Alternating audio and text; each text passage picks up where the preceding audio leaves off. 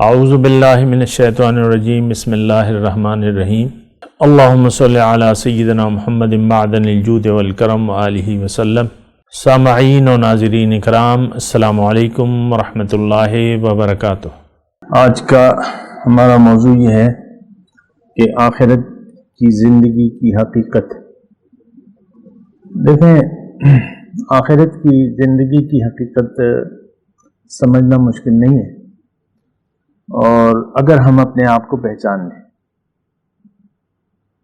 ہم اپنی حقیقت کو جان لیں تو پھر مشکل نہیں ہوگا۔ اور اگر اپنے دھوکے میں پڑے رہے، ظاہر دنیا کے دھوکے میں پڑے رہے، پھر آخرت کو سمجھنا بہت مشکل ہو جاتا ہے، بلکہ یقین ہی نہیں آتا۔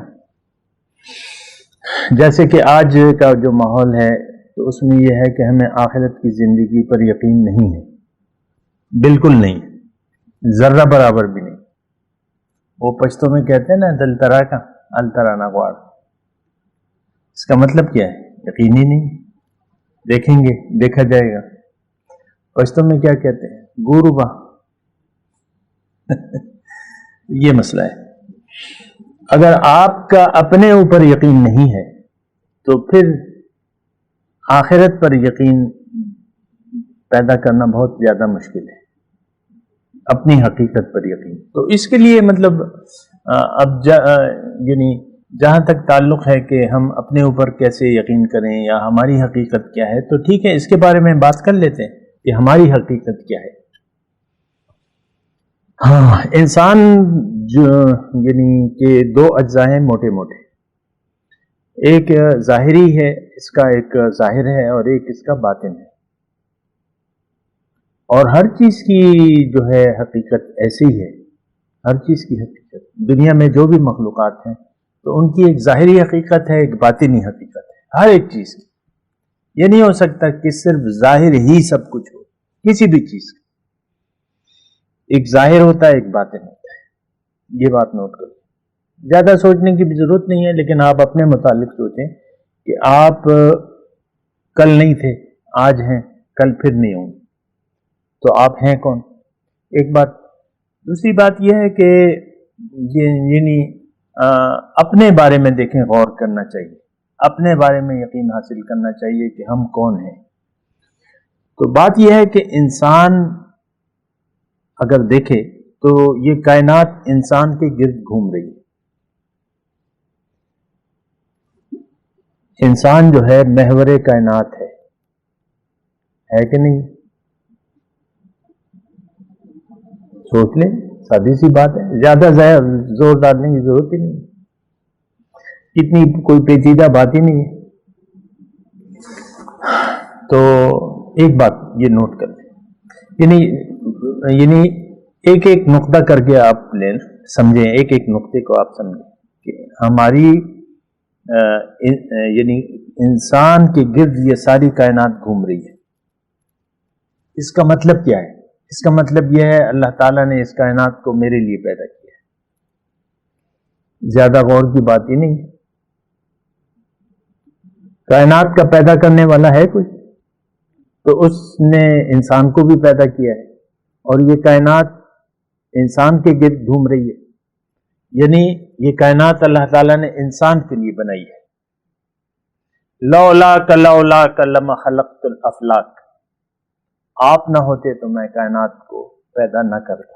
سنی حدیث؟ لولاک، صاحب لولاک لقب ہے حضور صلی اللہ علیہ وسلم۔ تو حضور صلی اللہ علیہ وسلم کون ہے؟ خلاصہ کائنات ہے، کائنات کا خلاصہ ہے کہ نہیں؟ سرور کائنات کہتے ہیں، سرور کائنات۔ تو بہرحال انسان جو ہے محور کائنات ہے۔ اللہ نے کائنات میرے لیے بنائی ہے، آپ کے لیے بنائی، یعنی یہ آپ اپنی تلاش کر رہے ہیں، کیا؟ اپنی تلاش کہ ہم کون ہیں، میں کون ہوں۔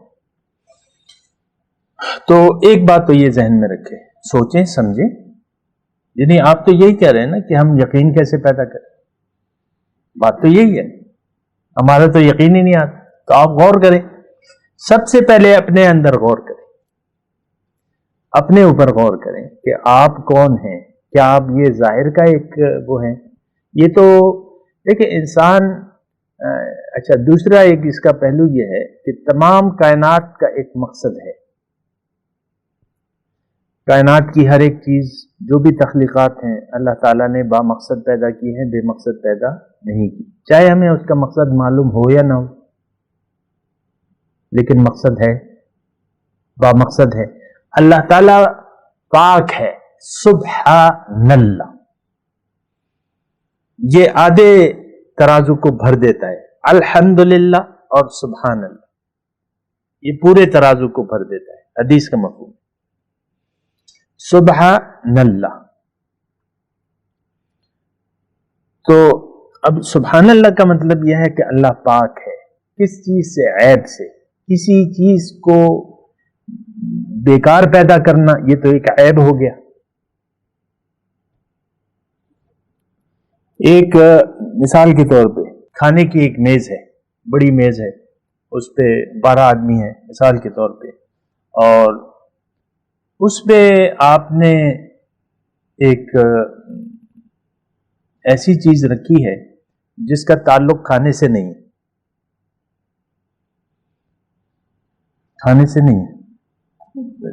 دسیوں چیزیں ہوتی ہیں کھانے کی میز، تو وہ ایک چیز جو جس کا کوئی مقصد نہیں ہے کھانے کی ٹیبل پہ رکھنے کا، مہمان آئے ہوئے ہیں، اس پہ ایک چیز ایسی رکھی ہے، جو بھی آپ نام لے لیں.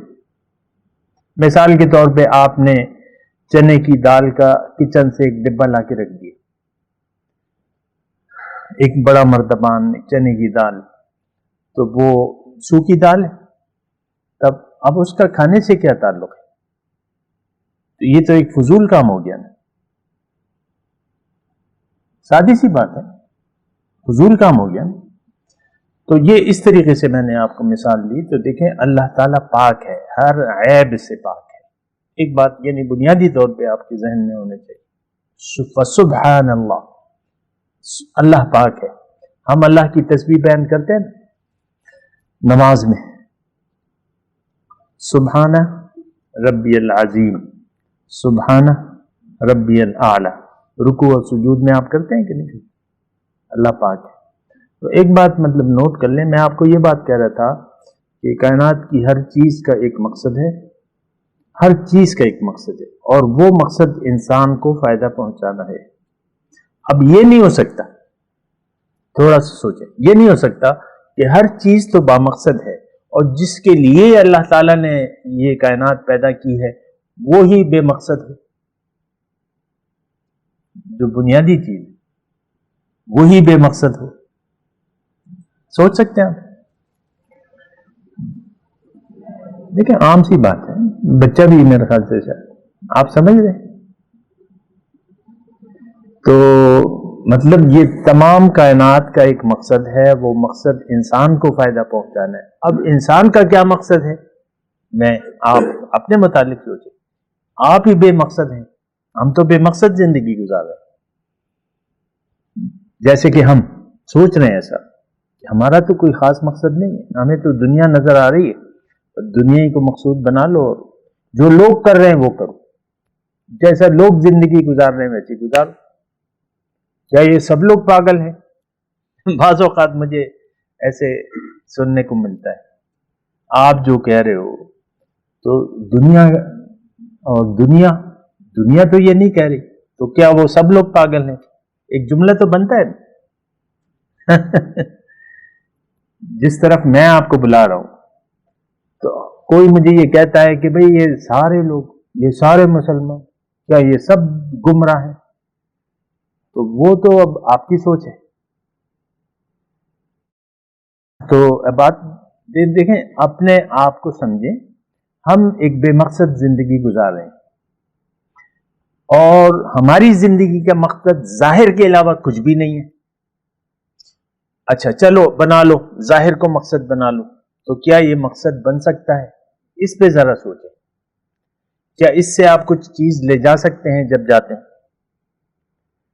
جب مردے کو ہم لے کے جاتے ہیں تو وہ جو گھر میں مثال کے طور پہ کسی نے بینک میں پیسے نہیں جمع کرائے تھے تو وہ سارے نوٹ وغیرہ بھر کے تھیلے سے آپ ساتھ لے جاتے ہو اس کے؟ نوٹوں کے تھیلے بھر کے مردوں کے ساتھ دفن کرنے کے لیے آپ ساتھ لے جاتے ہو؟ سادی سی بات. جو حاصل دنیا ہے، آپ بیٹے ہیں، وہ آپ کے ساتھ قبر میں لٹاتے ہو بیٹوں کو کہ یہ تمہارے بیٹے ہیں، ہائے میرا بیٹا. قربان پیار کرتے ہو آپ بچوں سے، تو کیا آپ کے ساتھ وہ قبر میں لیٹیں گے؟ بات کرتے ہیں ایک وقفے کے بعد. وآخر دعوانا ان الحمد للہ رب العالمین. مولایا صلی وسلم دائما ابدا على حبيبك خير الخلق كلهم.